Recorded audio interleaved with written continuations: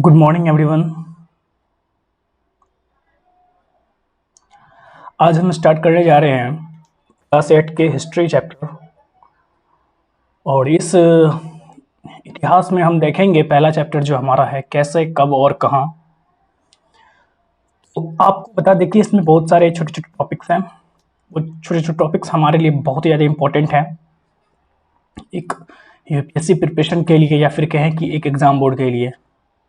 तो आइए देखते हैं क्या है इन हमारे हिस्ट्री के फर्स्ट टॉपिक पे, जहाँ कैसे, कब और कहाँ हुआ। ये पहला टॉपिक है तारीखें कितनी महत्वपूर्ण होती है। इस बात पे भी हम चर्चा करेंगे। एक वक्त था जब इतिहासकार तारीखों के जादू में ही खोए रहते थे। कब किस राजा की ताजपोशी हुई, कब कौन सा युद्ध हुआ, इन्हीं तारीखों पर गरगमा बहसें चलती थी। आम समझ के हिसाब से इतिहास को तारीखों का परिज्ञान माना जाता है।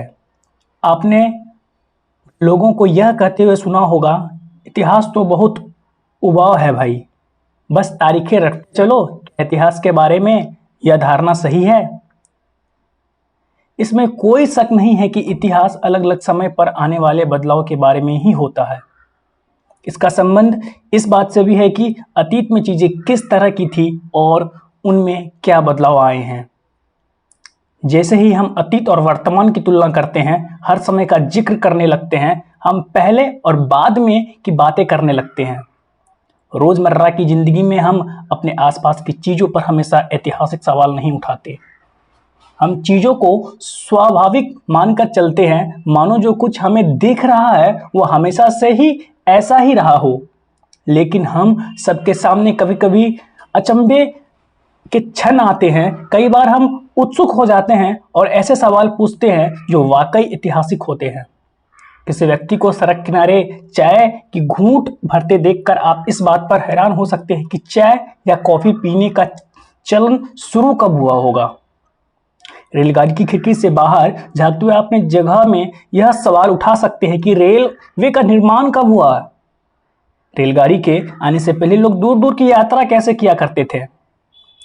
सुबह सुबह उठकर पढ़ते हुए आप यह जानने के लिए उत्सुक हो सकते हैं कि जिस जमाने में अखबार नहीं छपते थे, उस समय लोगों को चीजों की जानकारी कैसे मिलती थी। आइए एक चित्र एक में देखते हैं, जहां एक चित्र है और इस चित्र में क्या कहता है, आइए हम देखते हैं।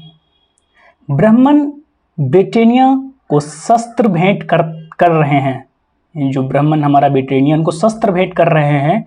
जेम्स रेनॉल्ड द्वारा तैयार किए गए पहले नक्शे का आवरण चित्र 1782 रॉबर्ट क्लाइव ने रेनॉल्ड को हिंदुस्तान के नक्शे तैयार करने का काम सौंपा था। ठीक है, नक्शे तैयार करने का काम सौंपा था। भारत पर अंग्रेजों की विजय के समर्थक रेनॉल्ड को वर्चस्व स्थापित करने का प्रक्रिया में नक्शे तैयार करना बहुत महत्वपूर्ण लगता था। यानी कि जो वर्चस्व है उसे स्थापित करने के लिए नक्शा तैयार करना इतना ज्यादा महत्वपूर्ण था। इस तस्वीर में दिखाया गया है कि भारत के लोग स्वेच्छापूर्वक अपने प्राचीन पवित्र ग्रंथ ब्रिटिश सत्ता की प्रतीक ब्रिटेनिया को सौंप रहे हैं, मानो वे उसे भारतीय संस्कृति की रक्षा के लिए आने का आग्रह कर रहे हो। तो ये है ब्राह्मण ब्रिटेनिया, जिनके हाथ में आप एक तरह का भाला देख सकते हैं। उन्हें शस्त्र भेंट कर रहे हैं एक ब्राह्मण, है ना। ये ब्राह्मण है जो ब्रिटेनिया को शस्त्र भेंट कर रहे हैं और जेम्स रेनॉल्ड द्वारा इसे तैयार किया गया है, इस नक्शे को।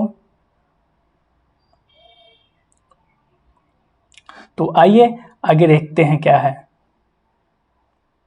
फिर कहता है, ये सारे ऐतिहासिक सवाल हमें यह समय के बारे में सोचने के लिए प्रेरित कर देते हैं। समय को हमेशा साल या महीनों के पैमानों पर ही नहीं देखा जा सकता। कई बार इसे प्रक्रियाओं के लिए कोई तारीख तय करना वाकई गलत है, जो एक लंबे समय तक चलती रहती है। भारत के लोग ने अचानक एक दिन सुबह सवेरे चाय पीना शुरू कर दिया था। इसका स्वाद धीरे धीरे ही उनकी जुबान पर चढ़ा। इस तरह की प्रक्रियाओं के लिए कोई स्पष्ट तिथि नहीं हो सकती। इसी तरह हम ब्रिटिश शासन की स्थापना के लिए भी कोई एक तिथि नहीं बता सकते। राष्ट्रीय आंदोलन किस दिन शुरू हुआ या अर्थव्यवस्था या समाज में किस दिन बदलाव आए, यह बताना भी संभव नहीं है। ये सारी चीजें एक लंबे समय में घटती है। ऐसे में हम सिर्फ एक अवधि की ही बात कर सकते हैं, एक लगभग सही अवधि के बारे में बता सकते हैं जब वे खास बदलाव दिखाई देने शुरू हुए होंगे। तो फिर लोग इतिहास को तारीखों से क्यों जोड़ कर देखते हैं? इस जुड़ाव की एक वजह है, एक समय था जब युद्ध और बड़ी बड़ी घटनाओं के ब्यूरो को ही इतिहास माना जाता था। ये इतिहास राजा और महाराजाओं और उनकी नीतियों के बारे में होता था।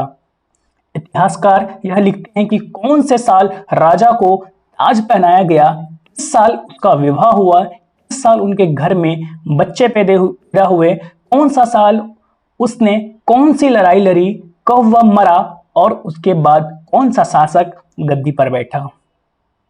इस तरह की घटनाओं के लिए एक निश्चित तिथि बताई जा सकती है और इस तरह के इतिहासों की तिथियां का महत्व बना रहता है।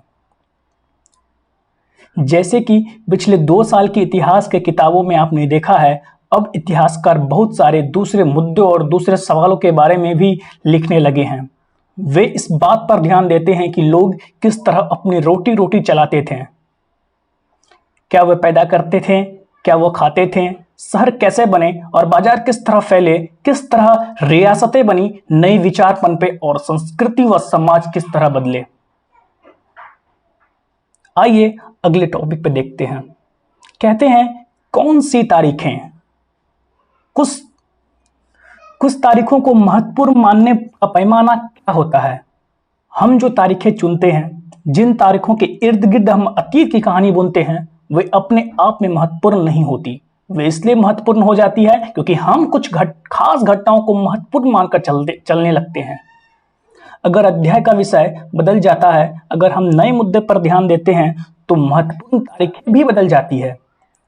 इस उदाहरण पर विचार कीजिए। भारत में ब्रिटिश इतिहासकारों ने जो इतिहास लिखे, उनमें हर एक गवर्नर जनरल का शासनकाल महत्वपूर्ण है। ये इतिहास प्रथम गवर्नर जनरल वारन हेस्टिंग के शासन से शुरू होते थे और आखिरी वायसराय लॉर्ड माउंटबेटन के साथ खत्म होते थे। अलग अलग अध्यायों में हम दूसरे गवर्नर जनरलों Hastings, Wellesley, Bentinck, Dalhousie, Canning, Lawrence, Lytton, Ripon, Curzon, Hardinge, Irwin के बारे में भी पढ़ते हैं। इस इतिहास के गवर्नर जनरलों और वायसरायों का कभी ना खत्म होने वाला सिलसिला ही छाया रहता था। इतिहास की इन किताबों में सारी तारीखों का महत्व इन अधिकारियों, उनकी गतिविधियों, नीतियों, उपलब्धियों के आधार पर ही तय होता था। यह ऐसा था मानो इन लोगों के जीवन में बाहर कोई ऐसी चीज नहीं थी जिसे जानना महत्वपूर्ण हो। इन लोगों के जीवन का क्रम ब्रिटिश भारत के इतिहास में अलग अलग अध्यायों का विषय बन जाता था। क्या हम इसी दौर में इतिहास को अलग ढंग से नहीं लिख सकते? गवर्नर जनरलों के इतिहास के चौखटे में हम भारतीय समाज के विभिन्न समूहों और वर्गों की गतिविधियों पर किस तरह ध्यान दे सकते हैं? जब हम इतिहास या कोई कहानी लिखते हैं तो उसे टुकड़ों या अध्यायों में बांट देते हैं। हम ऐसा क्यों करते हैं? ऐसा इसलिए किया जाता है ताकि हम अध्याय में कुछ सामंजस्य रहे। इसका मकसद कहानी को इस तरह सामने लाना होता है कि उसे आसानी से समझा जा सके और याद रखा जा सके। इस प्रक्रिया में हम सिर्फ उन घटनाओं को जोड़ देते हैं जो उस कहानी को पेश करने में मदद होती है। जो इतिहास गवर्नर जनरलों के जीवन के इर्द गिर्द चलता है, उसमें भारतीयों की गतिविधियां कोई मायने नहीं रखती। उनके लिए वहां कोई नई जगह नहीं होती। तो फिर क्या किया जाए?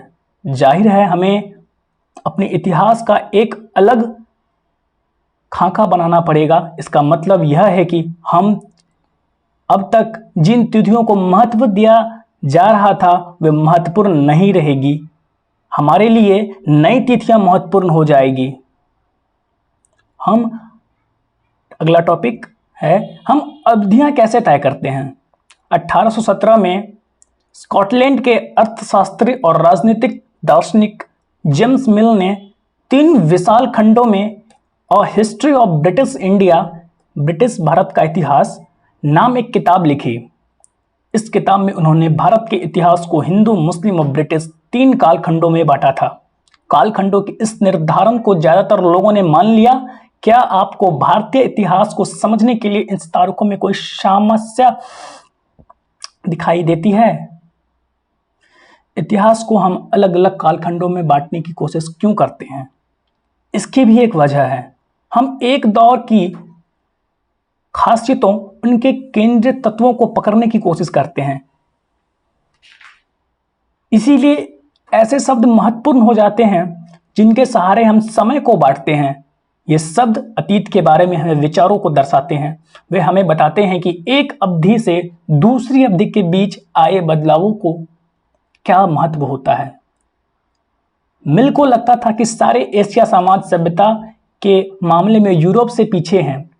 इतिहास की उनकी समझदारी ये थी कि भारत में अंग्रेजों के आने से पहले यह हिंदू और मुसलमान तानाशाहों का ही एक राज चलता था।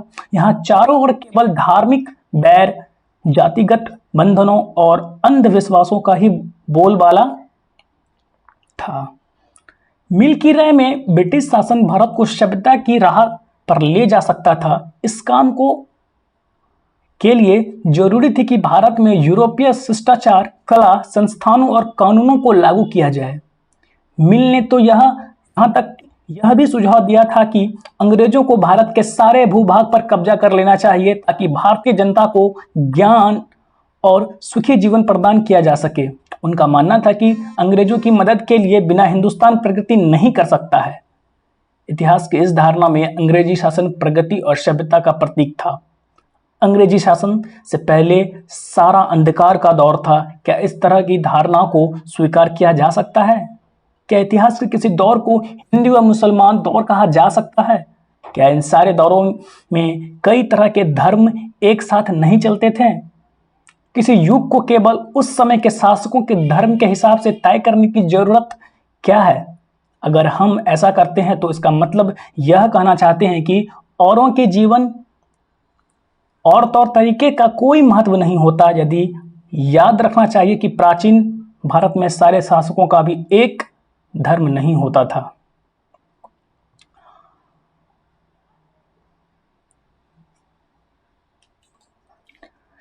अंग्रेजों द्वारा सुझाए गए वर्गीकरण से अलग हटकर इतिहासकार भारतीय इतिहास को आमतौर पर प्राचीन, मध्यकालीन तथा आधुनिक काल में बांटकर देखते हैं।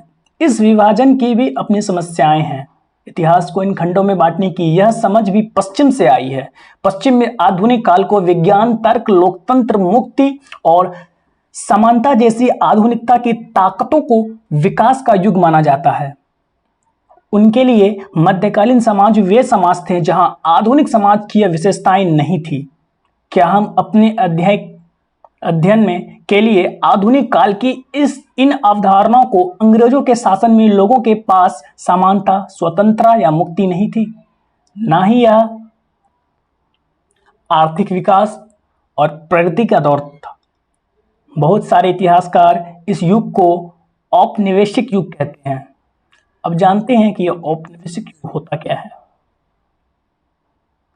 इस किताब में आप पढ़ेंगे कि किस तरह अंग्रेजों ने हमारे देश को जातीय, स्थानीय नवाबों और राजाओं को दबाकर अपना शासन स्थापित किया। आप देखेंगे कि किस तरह उन्होंने अर्थव्यवस्था व समाज पर नियंत्रण स्थापित किया। अपने सारे खर्चों को निपटाने के लिए राजस्व वसूल किया। अपनी जरूरतों की चीजों को सस्ती कीमत पर खरीदा।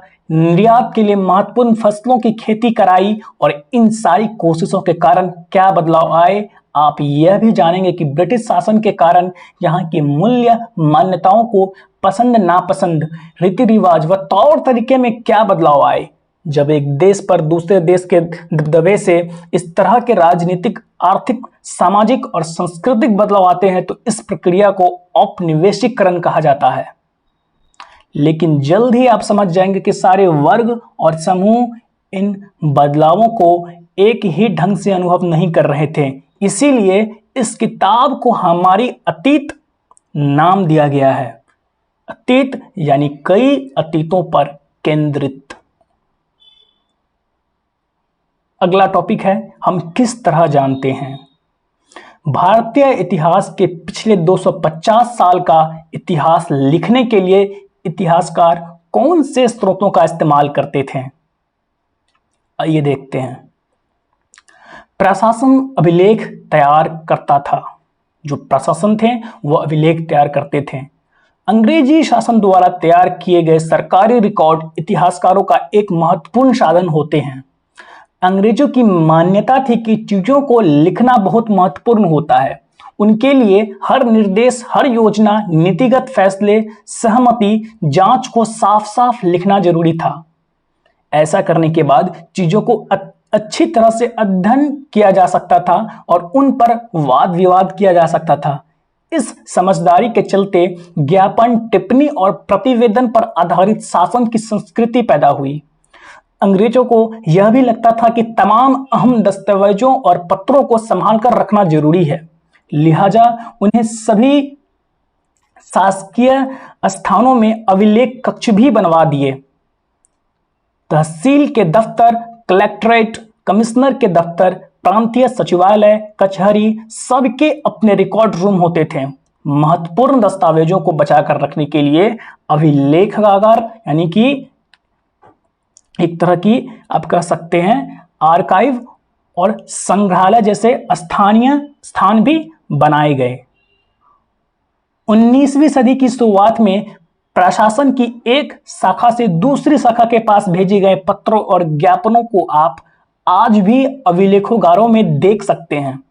वहां आप जिलाधिकारियों द्वारा तैयार किए गए नोट्स और रिपोर्ट पढ़ सकते हैं या आप बैठे अफसरों द्वारा प्रांतीय अधिकारियों को भेजे गए निर्देश और सुझाव देख सकते हैं। 19वीं सदी के शुरुआती सालों में इन दस्तावेजों की सावधानी पूर्वक नकलें बनाई जाती थी।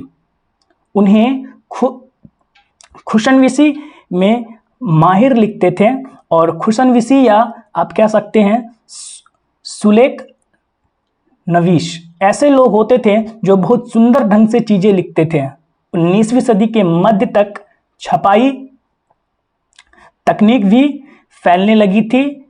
इस तकनीक के सहारे अब प्रत्येक सरकारी विभाग की कार्रवाइयों को दस्तावेजों की कई प्रतियां बनाई जाने लगी।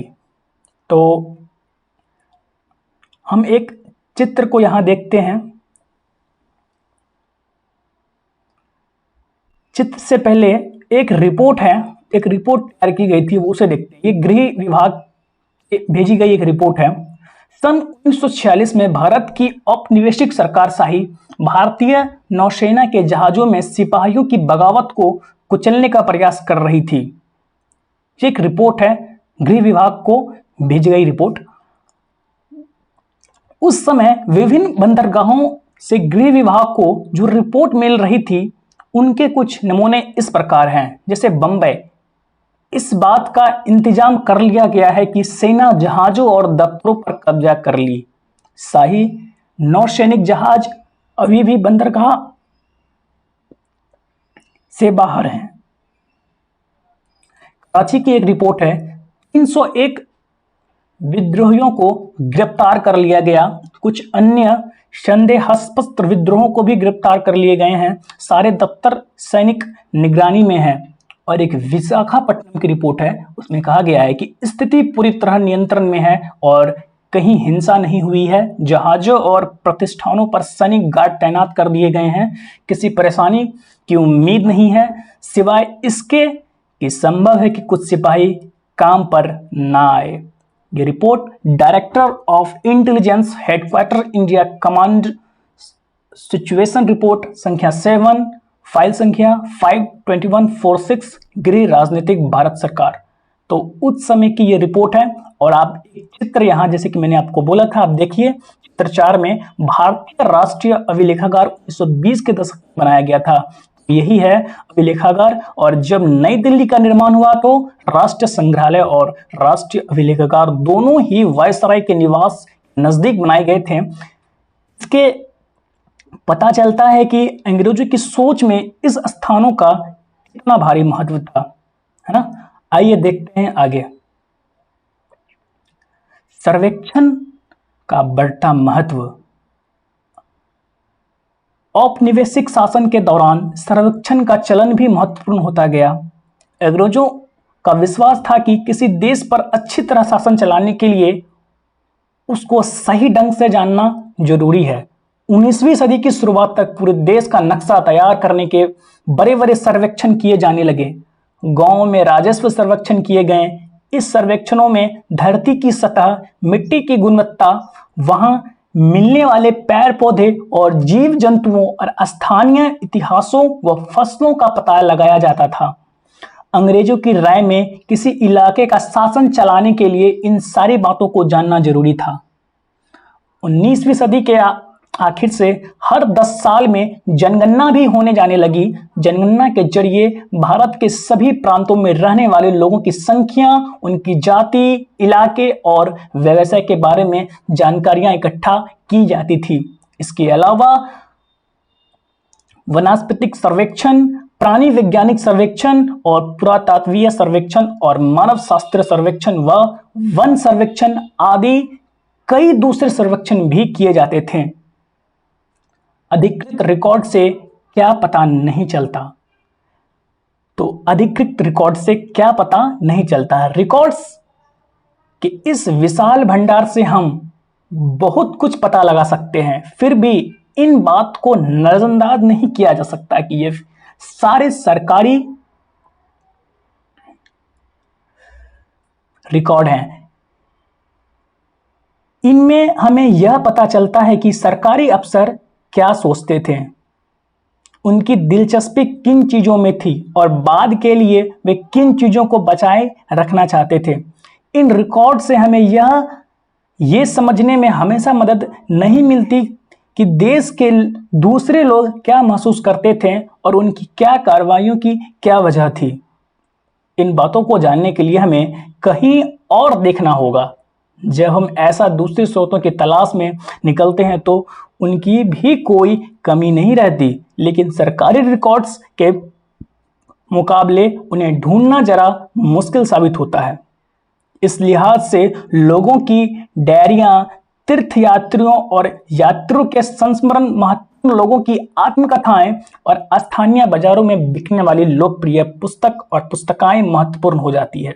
जैसे जैसे छपाई की तकनीक फैली, अखबार छपने लगे और विभिन्न मुद्दों पर जनता ने बहस भी होने लगी। नेताओं और सुधारकों ने अपने विचारों को फैलने के लिए लिखा, कवियों और उपन्यासकारों ने अपनी भावनाओं को व्यक्त करने के लिए लिखा, लेकिन ये सारी स्रोत उन लोगों ने रचे हैं जो पढ़ना लिखना जानते थे। इनमें यह पता नहीं चल सकता है कि आदिवासी और किसान, खदानों में काम करने वाले मजदूर या सड़कों पर जिंदगी गुजारने वाले गरीब लोग किस तरह के अनुभव से गुजर रहे थे। अगर हम थोड़ी और कोशिश करें तो हम इस बारे में भी जान सकते हैं कि जैसे जैसे आप इन किताब में आगे बढ़ेंगे, आपको इस बात की समझ आने लगेगी, है ना। तो आइए एक चित्र देख रहे हैं। एक चित्र नंबर 5 है, शरीफे का पौधा। 1770 का दशक का है ये। अंग्रेजों द्वारा बनाए गए वनस्पतिक उद्यान और प्राकृतिक इतिहास के संग्रहालयों में विभिन्न पौधों के नमूने और उनके संबंधित जानकारी इकट्ठा की जाती थी। इन नमूनों के चित्र स्थानीय कलाकारों से बनवाए जाते थे। अब इतिहासकार इस बात पर ध्यान दे रहे हैं कि इस तरह की जानकारी किस तरह इकट्ठा की जाती थी और इसके उपनिवेशवाद के बारे में क्या पता चलता था। तो ये चित्र संख्या 5 में आप शरीफे का पौधा देख सकते हैं। इन पे कुछ टिप्पणियां की गई हैं और आगे है हमारा ये इंसानों के खाने के लायक नहीं है, ये अखबार है। तो इन अखबारों से देश की विभिन्न विभागों से में चल रहे आंदोलन का पता चलता है। यहाँ 1946 में हुई पुलिस की एक हड़ताल की खबर दी गई है और दिल्ली में 2000 से ज्यादा पुलिस वालों को ने बृहस्पतिवार सवेरे अपने कम वेतन और पुलिस लाइन बावर्ची खाने आने वाले घटिया भोजन के खिलाफ खाना खाने से इनकार कर दिया। जैसे जैसे यह खबर दूसरे पुलिस थाने में पहुंची, वहां भी पुलिस वालों ने खाने से इनकार कर दिया।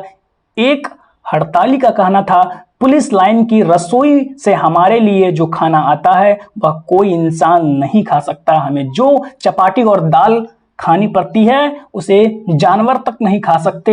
हिंदुस्तान टाइम्स 22 मार्च 1946। आपको बता दें कि आज भी एक ऐसा हमें न्यूज सुनने को मिल रहा है उत्तर प्रदेश के यूपी पुलिस में। आप देख सकते हैं यूपी पुलिस की आप यूट्यूब पे आप खुद देख सकते हैं कि एक छोटी सी वीडियो क्लिप आई है जहां उनके खाने में जो उनकी होना चाहिए एक सही खाना उन्हें मिलना चाहिए, दाल रोटी, वो उन्हें सही से नहीं मिल रही है। आज भी वो ऐसा हमें देखने को मिल रहा है। तो आप सोच सकते हैं कि क्या बदलाव आए हैं कल और आज में। इस पे आप खुद टिप्पणी कीजिए, सोचिए। चित्र संख्या 7 में हम देखते हैं 1857 में विद्रोही। तस्वीरों को भी बहुत ध्यान से देखना चाहिए, उनमें हमें चित्रकार की सोच का पता चलता है। 1857 के विद्रोह के बाद अंग्रेजों द्वारा तैयार किए गए सचित्र पुस्तकों का यह तस्वीर कई जगह दिखाई देती है। इस तस्वीर के नीचे लिखा होता था, बागी सिपाही लूट खसोट में लगे हुए हैं। अंग्रेजों की नजर में विद्रोही जनता लालची, दुष्ट और बेरहम थी। इस विद्रोह के बारे में आप अध्याय 5 में अच्छे तरह से पढ़ेंगे। तो एक चित्र हमें यहां भी देखा और इसे समझने की कोशिश की। आइए अब आगे के कुछ क्वेश्चंस करते हैं। कहता है कि आइए कल्पना करें, कल्पना कीजिए कि आप इतिहासकार हैं। आप यह पता लगाना चाहते हैं कि आजादी मिलने के बाद एक दुर्गम आदिवासी इलाके की खेती में क्या बदलाव आए। इस जानकारियों को ढूंढने के लिए विभिन्न तरीकों की एक सूची बनाएं। क्या इसमें बदलाव आए आदिवासियों में या नहीं आए, इस पे आपको तर्क वितर्क करना है। सही गलत आपको बनाने हैं। जेम्स मिल ने भारतीय इतिहास को हिंदू, मुस्लिम, ईसाई 3 काल में खंडों में बांटने का काम किया था या नहीं किया था, इस पे आपको सोचना है और बताना है कि ये सही है या गलत है। सरकारी दस्तावेजों से हमें यह समझने की मदद मिलती है कि आम लोग क्या सोचते थे। गलत है सही आपको बताना है। अंग्रेजों को लगता था कि सही तरह शासन चलाने के लिए सर्वेक्षण महत्वपूर्ण होते हैं, बताना है सही गलत। आइए विचार करें, जेम्स मिल ने भारतीय इतिहास को जिस तरह कालखंडों में बांटा है उनमें क्या समस्याएं हैं। अंग्रेजों ने सरकारी दस्तावेजों को किस तरह सुरक्षित रखा। इतिहासकार पुराने अखबारों से जो जानकारी जुटाते हैं वह पुलिस की रिपोर्ट में उपलब्ध जानकारी से किस तरह अलग होती है। आइए करके देखें। क्या आज की दुनिया में जो कुछ सर्वेक्षणों का उदाहरण दे सकते हैं, सोचकर देखिए कि खिलौने बनाने वाली कंपनियां को यह पता कैसे चलता था कि बच्चे किन चीज़ों से ज़्यादा पसंद करते हैं, या सरकार को यह कैसे पता चलता है कि स्कूल में बच्चे की संख्या कितनी है। इतिहासकार ऐसे सर्वेक्षण से क्या हासिल कर सकते हैं। तो हमारा चैप्टर ये आज का खत्म होता है और हमने सीखा कि इतिहास में कैसे कैसे चीज़ें घटती थी, घटनाएं, और किस तरह उन्हें लिखित की गई है हमारे इस एनसीईआरटी बुक में, और इसे समझना हमारे लिए कितना ज़्यादा इम्पोर्टेंट है ये आप समझ सकते हैं। तो आगे की बात हम ये कहेंगे कि अगले बार हम चैप्टर 2 में जाएंगे और देखेंगे कि क्या वहाँ किस चीज़ें की रियासतें कैसे आगे बढ़ी, क्या जानकारी हमें वहाँ से मिलती है और क्या बदलाव आए कल में और आज में। तब तक के लिए इसे समझें और दोबारा हो सके सुनने की कोशिश करें। Thank you and have a nice day.